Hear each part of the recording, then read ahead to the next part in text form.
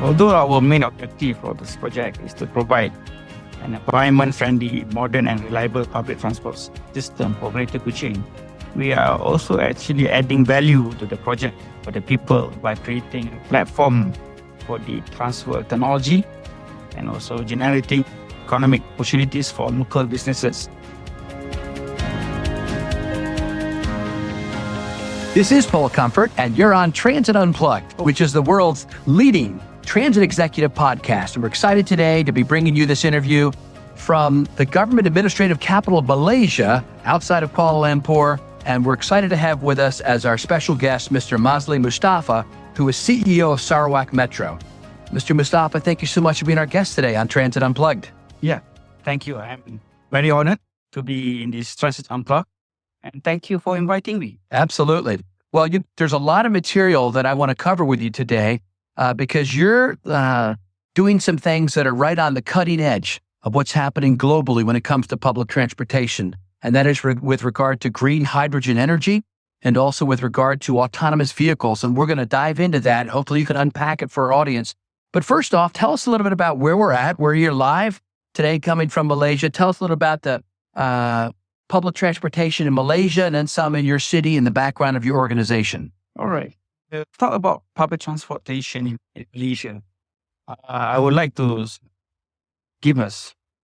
talk more on Kuching because the project where we having at the moment is Kuching Sarawak, right? Which is outside of Kuala Lumpur. It is situated in, I would say, the biggest state in Malaysia, which is in Borneo. If you talk about Borneo, there's three main countries. Borneo, okay, and that's an island, right? It's an island, off of Malaysia. Off of Malaysia, what do you call it? Semenanjung Malaysia, right? Peninsula of Malaysia. And as I mentioned just now, there's three main countries in Borneo, okay, Malaysia, Brunei, and also Indonesia.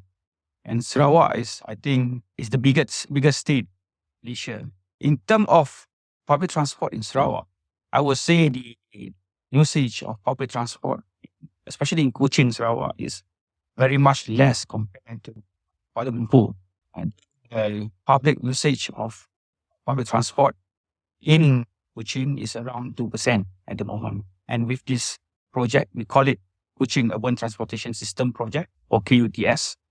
We call it KUTS. We expect that the usage of public transport will rise around, I would say, around 10 to 15%. Of course, the state government of Sarawak is looking at more. They're targeting it around 20% by 2030. But to be on the safe side, to be realistic, from 2% to around 10 to 15% of usage of public transport is good enough. Yes. Yeah. And in terms of myself, I've been in this industry for, I would say, more than 22 years, starting from the late 90s, around 97, 98, 1997, 98.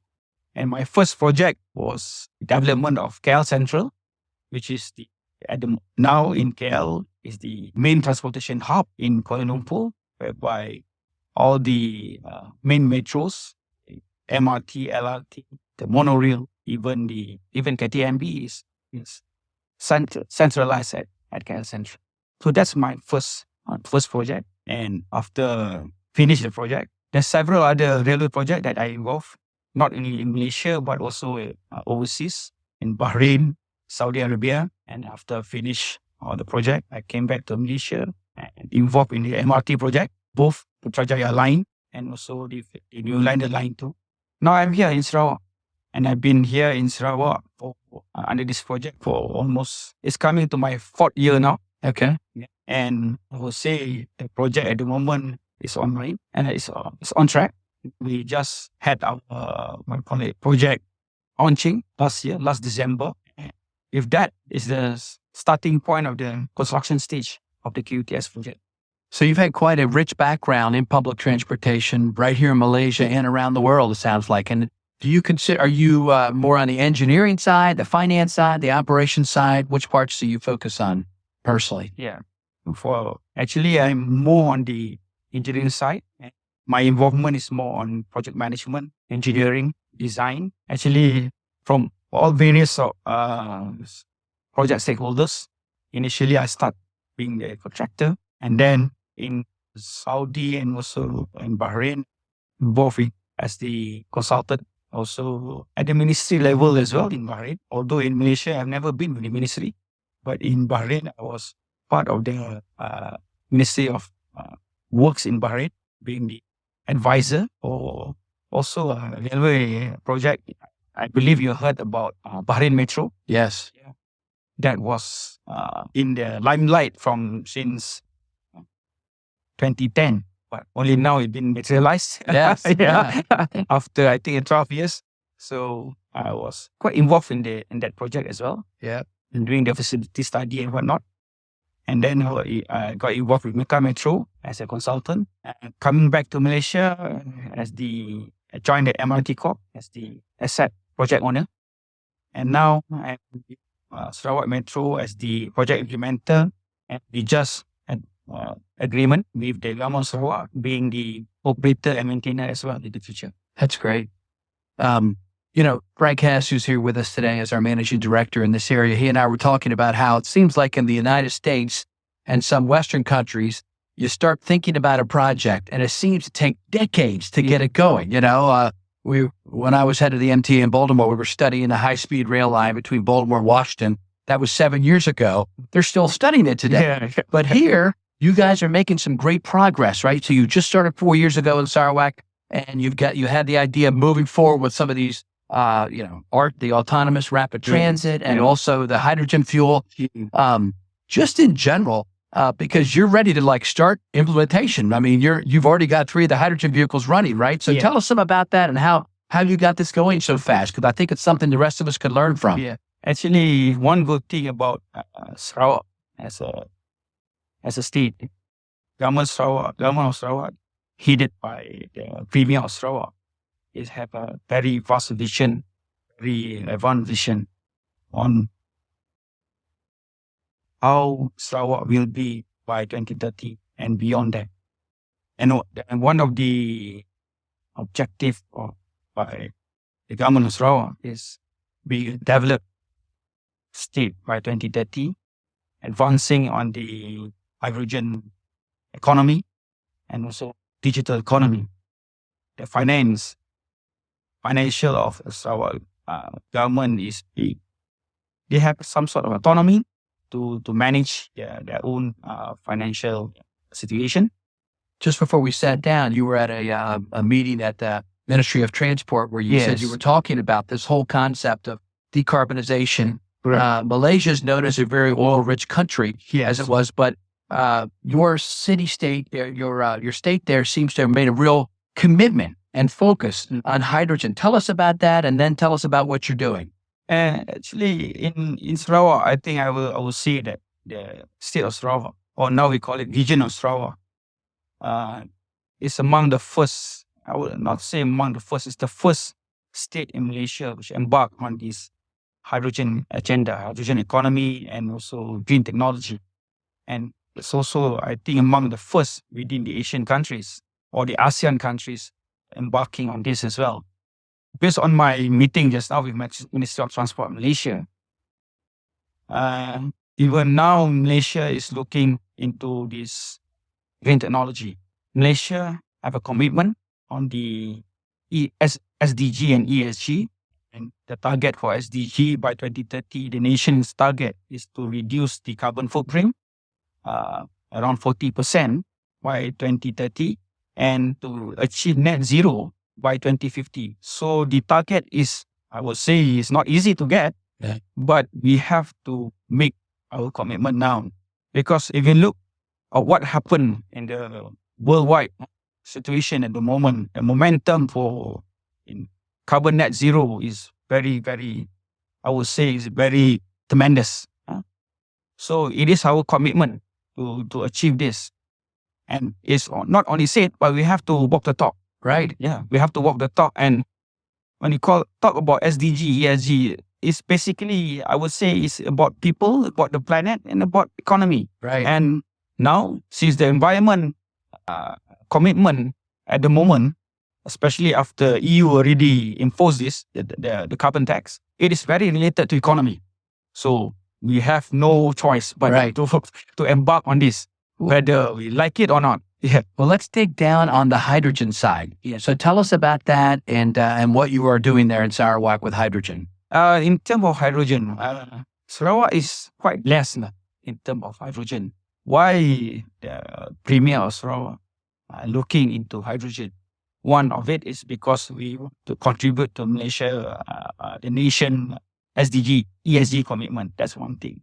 The second thing is because of the supply. In Sarawak, there's abundance of water. And when you talk about water, there is abundance of dam in Sarawak as well. And with this, to produce hydrogen is much more easier compared to other states in Malaysia. That's one thing. The second thing is because of the electricity tariff in Sarawak is very much cheaper compared to other states in Malaysia. Tell us what that, not everyone I think is familiar with the term green hydrogen. Tell us what that means. Green, actually there's several level of hydrogen coded by color. Green hydrogen, meaning the source is also from a sustainable renewable energy, which is water. And there's a blue hydrogen as well, whereby it is come from oil and gas, but from carbon capture. Okay. And there's a green hydrogen, whereby it come from oil and gas as well, but there's no carbon capture. But You're focused on the green. We are focused on the green because the net importer, Japan, Korea, and China, there's abundance of tax incentive for them to import green hydrogen rather than other color-coded hydrogen. Right. Yeah. So tell us what you've already done in your city. You've already started some bus routes with hydrogen, right? At the moment, we having it's supposed to be our feeder bus. Okay. Our feeder bus to manage our last mile and first mile connectivity to our station in the future. Right. But at the moment, we are having this as our trial operation in order for us to get enough information, especially how hydrogen perform in tropical climate. Right. To know about this as well, right? And we have 3 numbers of hydrogen buses already operating in Kuching. If you manage to come to Kuching, you can take I'd a like ride. to ride it. Yeah, sure. Yeah. At this particular moment, the government of Sarawak is fully subsidized on the hydrogen. Okay. So it is free of charge. And even the bus ride at the moment is also fully subsidized. So far, I know you just started it, but what's the results? Are you happy with it so far? At the moment, we are very happy on the performance of the 3 buses. Of course, there must be hiccup somewhere and there, right? Right. But the engineer in you says there's got to be a problem we can solve here, right? But that's the blessing in disguise as well. Yeah. What happened during the pandemic, right? At that particular moment, actually during the pandemic, during the MCO, the supplier is supposed to come to Sarawak and give the training. It's part of the contract. But that they are unable to do that. The manufacturer are unable to do that because of the pandemic situation. Yes, What we did is we find another way. We give training through online. Yeah. Okay. Through online.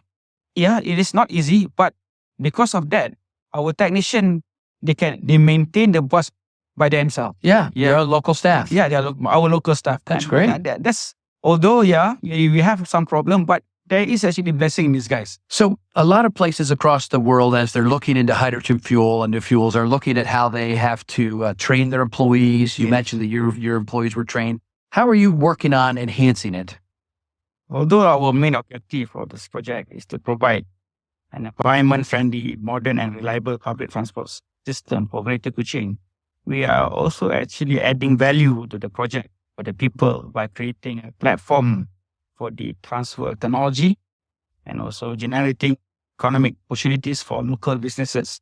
One of the things that we are introducing is the Social Economic Enhancement Development Program, which was initiated in-house in Sarawak Metro.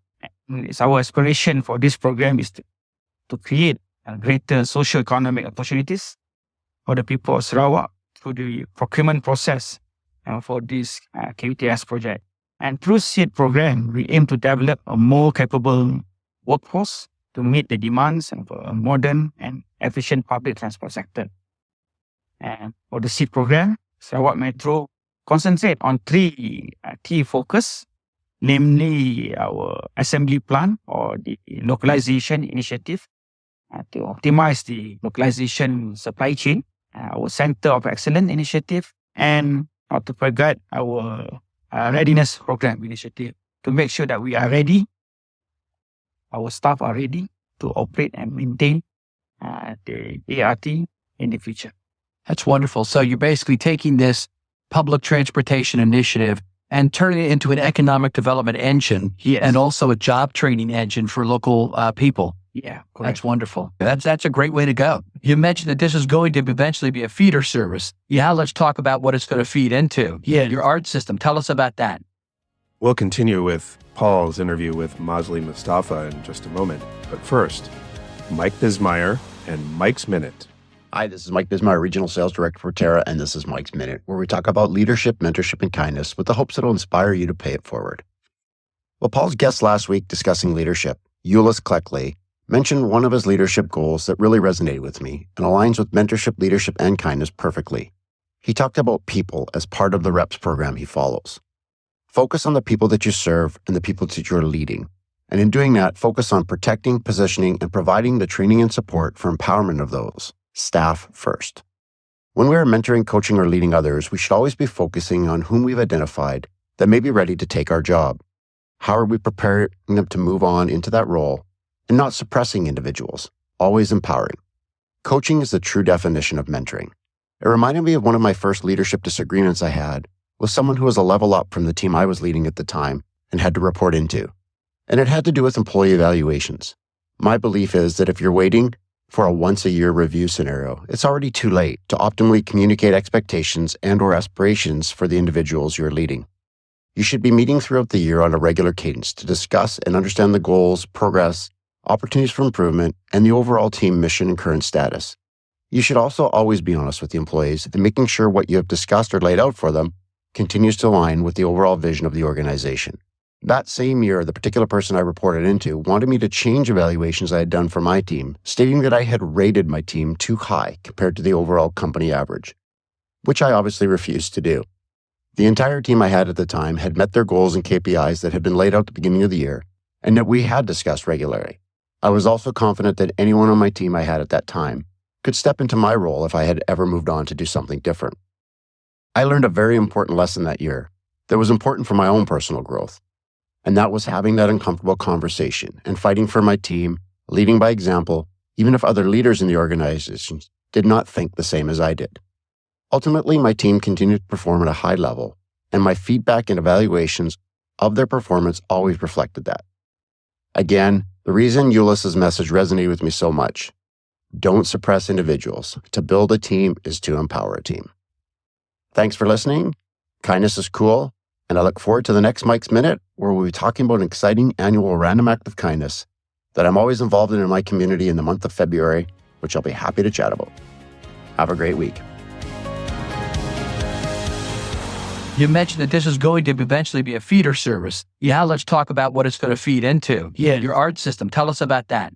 Wow, the ART, Yeah. that is quite interesting. I would like to talk more about ART. ART to me is It's autonomous rapid transit, right? it's autonomous rapid Okay. transit. Basically, it's a tram. It's a trackless tram. A trackless tram, Trackless okay. tram without any rail. It can run on the road surface. And the most interesting part and the most unique part is powered. The traction is powered by hydrogen power. And although it's called autonomous, when you talk about autonomous, there are several levels of That's right. level of autonomous. Right, 1 to 5, yeah. 1 to 5. Right. Even the automation level also, there are several levels of automation here. We don't say that it is the highest level. but Okay. it's Maybe 4, 3 or 4? yeah, it's around two or three. 2 or 3. Yeah, but it is actually expandable to operate at level 5. But at the moment, no, because if you go for level 5, you have to have a very huge 5G infrastructure, right? Right. Yeah. To run fully autonomous, level 5 autonomous. So at the moment, not yet, but it is expandable to Right. level 5. So your game plan is to start a trackless tram service that'll be hydrogen powered, Yeah. and the vehicles will have the routes programmed into them, Yes. so they'll be able to run themselves. Yeah. And where are you at in that process of getting that going? It is actually designed for, call it driverless, but since this is the first major modern public transport in Kuching, I would say that we need to have some sort of driver to drive the ART. But of course, it is just, the driver just need to be there to manage on the brake system and Right. opening the door, not driving it. Right. But just It to also get makes the confidence. public feel Yeah, comfortable, correct. right, Yeah, having yes, somebody feel on comfortable. board. Yes, correct. What's your timeline in getting this done? Actually, for ART system in Kuching, we have 3 lines for this ART project. We have the blue line, the red line, and also the green light. And we call all these 3 lines phase 1 because we're going to embark on this or develop this line simultaneously. It's around 70 kilometers. And the blue line will commence its operation by Q4 2025. The red line, Q4 2026. And the green line by Q4 2027. So it will commence their revenue service by 2025 and end up to 2027 in stages. And there'll be, my understanding is 3-car trains that'll be started off with. Is that right? Yeah. But how many passengers do you It know? will be 3-car train. It can fit around 100 passengers per car set, and you can accommodate maximum 300 passengers at AW3 design for the whole 3-car set. That's great. And my understanding is they're being built right now, and you guys are going to go look at them at the plant, and you may have the first test one here this year. We're going to have our proof of concept train in Kuching in July this year, and we will bring the proof of concept train to Kuching to operate for 3 months. It will be, the proof of concept is actually for us to gain additional data on especially on the design and the performance, as I informed you earlier, how it perform in the hot climate, the tropical climate. Yes. That's one thing. And the other thing is of course, for the showcase to the public. Yes. Yeah, we mean business. Yeah. Yeah.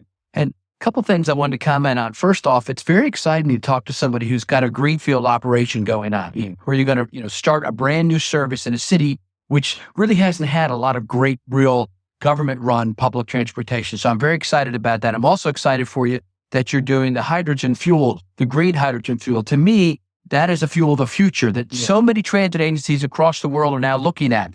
In the development of it, it seems like it might be 5 to 10 years behind electric, but there's a lot of other benefits that come with hydrogen that we've talked about. Talk to us about the benefits of why you chose to do this kind of bus rapid transit autonomous versus rail. Was it cost related or the space on the streets, those kind of things? Yeah, of course. When we talk about to develop modern public transport, and when the source of fund is from the state itself, right? Right. Of course, cost will be main agenda, main concern. Yeah, and it helps you get it going actually because you can start quicker, you can move it if you need to versus rail, et cetera, right? Yeah, that's one thing. And to compare to other means of public transport solution or metro solution, MRT, LRT and whatnot, ART is much more cost effective. I would safely say that it is around 1/3 or 1/4 of the total cost of LRT and MRT solution. Wow. Yeah. It is very cost effective, especially in terms of infrastructure, because in terms of the rolling stock itself, it will be comparable to other means of rolling stock, public transport rolling stock, and this metro rolling stock. But in terms of infrastructure, that is where we save a lot, because actually, as I mentioned earlier, ART is actually a tram. Yeah, it's a hybrid tram it's a hybrid actually. Right. Hybrid between tram, bus and also railway. It is a trackless tram, and therefore they can run at grade and they can run elevated as well. So compared to LRT and MRT, it is very much cost effective, very much cheaper compared to other solutions. Well, we wish you the very best as you continue to move this forward. I think you are setting a model not only for Asia, but the rest of the world. Thank you for that. Thank you. Thank you for listening to this week's episode of Transit Unplugged in depth with our guest, Mazli Mustaffa, CEO of Sarawak Metro. Now, coming up next week on Transit Unplugged News and Views, we have Christian Kent, transit consultant, and in our leadership segment, Shawn Moon of Franklin Covey. Now, don't forget to visit transitunplugged.com to sign up for the newsletter, so you're always in the loop with whatever's going on with the show. If you have a question, comment, or want to be a guest on the show, feel free to email us at info@transitunplugged.com. So until next week, ride safe and ride happy. What makes ThinkTransit unique for me in all the conferences I've attended over the last 25 or so years around the world in public transit is our executive summit. This is a special 1.5 days where public transit executives from transit agencies gather together, and it's designed by and for just them. So we have panels. Last year we had young people from the top 40 under 40 sharing about where they think the industry is going. We had transit executives in the zenith of their career talking about stories and lessons they had learned. We addressed the hot topics together. It's a shared solution center where we come out, I think, better people for having been there. It's just wonderful and unique. And I encourage transit executives who have and have not yet experienced it to attend this year. It's the ThinkTransit Executive Summit.